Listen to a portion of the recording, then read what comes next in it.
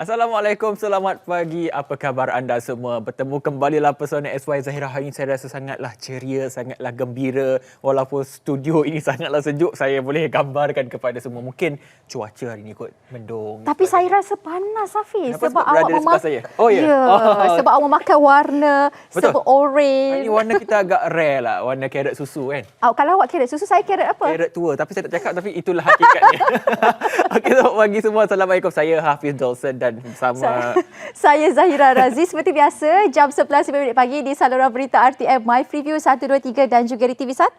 Anda akan bersama dengan kami dalam lebih kurang 1 jam. Betul. Kita akan membicarakan pelbagai topik yang menarik setiap minggu, dan pada minggu ini ada yang istimewa kita bawakan kepada semua penonton-penonton Pesona XY. Betul, dan hari ini merupakan 9 Januari, sudah masuk minggu kedua untuk bulan ini. Cepat masa berlalu dan juga kita menzahirkan rasa duka cita dan juga sedih kepada mereka yang terkesan dengan banjir ketika ini. Saya fikir kita sering kali memberi maklumat dan juga informasi kepada anda untuk menjaga keselamatan di sebalik pandemik ini sendiri dan juga banjir. Saya rasa Zahira, kita tak boleh bayangkan sebenarnya, kita yang berada di Kuala Lumpur pun kalau kita tengok laporan pun memang agak mendukacitakan dan juga agak memilukan kepada semua yang terkesan. Kita doa supaya anda kekal berada dalam keadaan selamat dalam tempoh yang mencabar ini, Zahira. Dan juga di samping kita sedang menghadapi suasana banjir ketika ini, kita juga harus ingat, kita harus terus menjaga SOP kerana kita masih lagi belum menang untuk melawan pandemik COVID-19. Yang mana semalam saja baru melaporkan lebih kurang 16 kematian yang berlaku di Malaysia, dan yang paling muda tak silap saya berusia 44 tahun. Jadi kita sebagai rakyat Malaysia terus patuhi SOP, jaga jarak fizikal kita dan sentiasa memakai pelitup muka. Betul, Zahira. Dan kenapa saya kata terkesan, sebab kita berdua datang dari Perpahang. So kawasan kita pun terkesan dengan banjir, tak boleh balik. Tapi tak apa, kita doa anda jauh, kita salurkan bantuan sehabis baik untuk anda yang terkesan. Baik, dan untuk topik minggu ini, kita sediakan satu clipping khas untuk anda untuk kita tunjukkan apakah tajuk yang menarik untuk anda. Saya rasa fikir juga penting kerana kita sering menganggap seorang lelaki yang bernama ayah sebagai idola sepanjang hidup kita. Jadi kita saksikan clipping minggu ini. Menarik minggu ini. Menjadikan bapanya seorang pesara tentera sebagai idola, Lieutenant Lohapriya Manisegaran berjaya sebagai wanita India Malaysia pertama menjadi juruterbang pesawat TUDM. Dan penampilan khas dalam segmen Expose bersama Irfan Haris.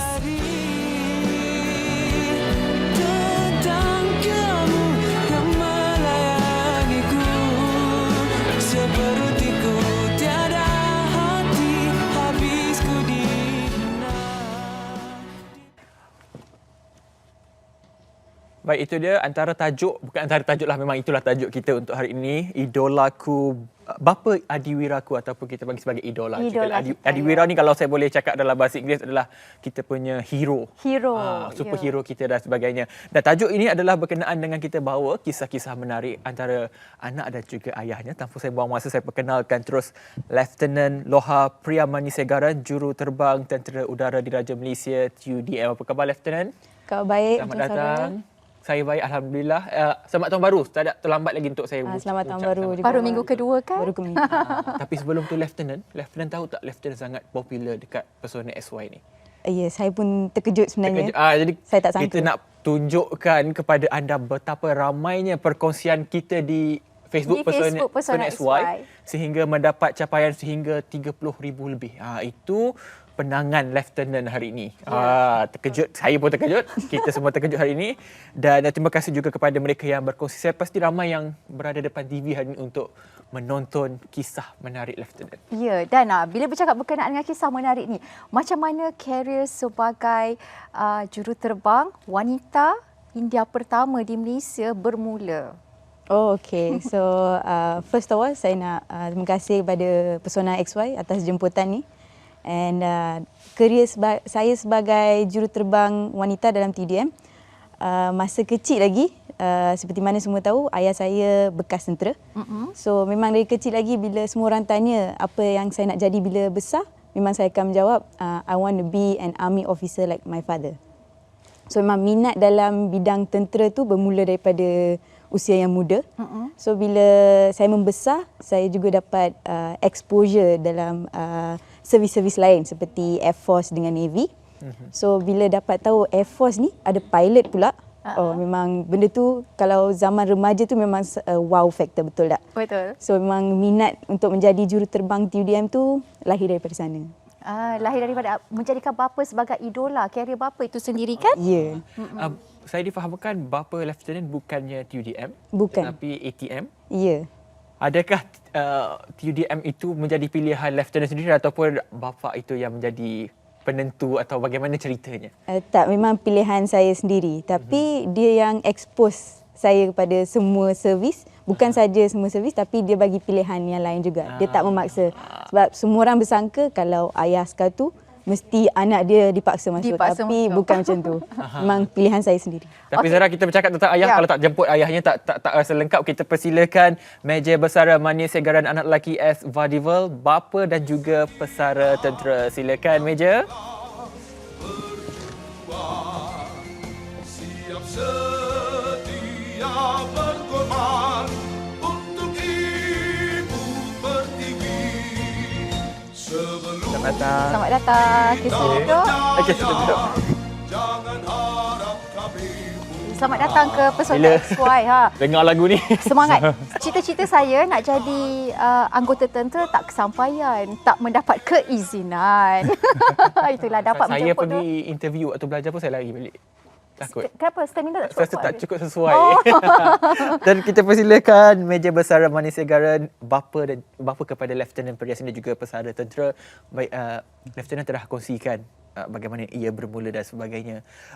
Meja sendiri bermula daripada ATM. Memang merupakan pesara tentera dalam ATM itu sendiri. Dan saya tanyakan kepada Lieutenant tadi, bagaimana TUDM itu menjadi pilihan. Betul ke bapanya tidak menentukan karier dan juga perjalanan anak? Bercakap tentang karier, saya memberi kebebasan penuh kepada beliau untuk memilih karier yang mana yang beliau nak buat. Kan biasanya orang beritahu seorang yang tentera tu akan memaksa anak untuk menyertai tentera. Saya tidak. Saya memberi pilihan kepada beliau sebab beliau pun anak tunggal. So saya beri beliau pilihan. Dan memang terkejut apabila beliau dan bangga apabila beliau telah memilih kejayaan ni. Selalunya kalau bapa dia mesti mesti ada rasa keinginan tu untuk anak itu mengikut jejak langkahnya. Pasti ada perasaan itu juga. Memang ada keinginan, tetapi saya tidak hendak memberi itu tekanan pada beliau untuk memilih kejayaan ni. Sebab memang kejayaan ni satu kejayaan yang baik dan harus diceburi oleh pemuda-pemudi kita. Kita tanya Lieutenant ni, secara dalam ini lebih kepada cerita di dalam keluarga Lieutenant sendiri. Ayahnya garang atau tidak, atau bagaimana dari segi aspek ketenteraannya dan juga sebagai ayah itu sendiri? Ayah saya garang bila sepatutnya. Sepatutnya? Tapi Contohnya? bila dari segi punctuality memang garang, and disiplin tu ada sikit-sikit. Tapi memang. sebab saya anak tunggal, ada manja dia. Asas ketenteraan itu adalah ketepatan masa dan juga punctuality. Sebenarnya alang-alang kita menyebut tentang punctuality ataupun ketetapan masa ni, mungkin Lieutenant boleh kaitkan dengan keadaan sekarang ini.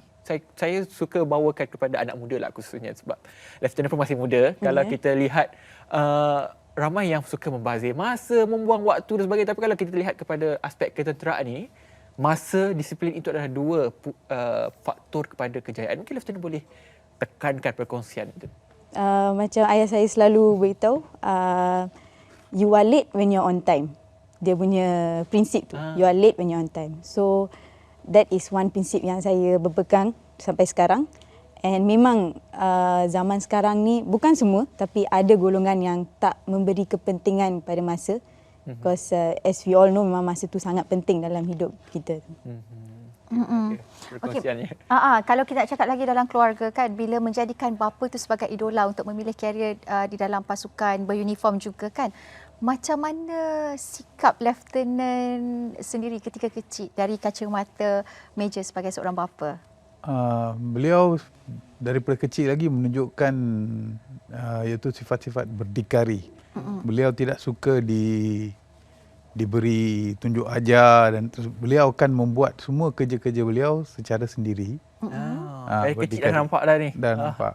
Dan ada sifat-sifat kepimpinan sikit. Dia dia akan bila bersama-sama dengan keluarga, rakan-rakan beliau akan menunjukkan sifat-sifat kepimpinan.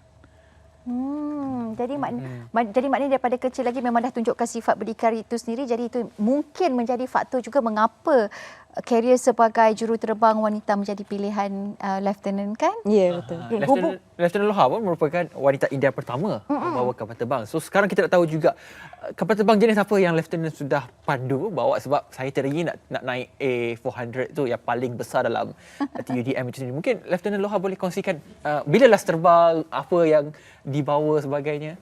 Okey, sebelum saya dapat sayap penerbangan saya, bagi latihan untuk menjadi seorang juruterbang, kami semua calon-calon juruterbang memang akan melalui satu kursus asas penerbangan, di mana kami akan dilatih untuk membawa pesawat PC-7 Mark II Pilatus. So pesawat tu single engine. So lepas dapat sayap penerbangan pula, kami akan pergi untuk kursus, dia lebih kurang macam kursus peralihan bagi kami untuk menyesuaikan diri daripada single engine kepada dual engine or more.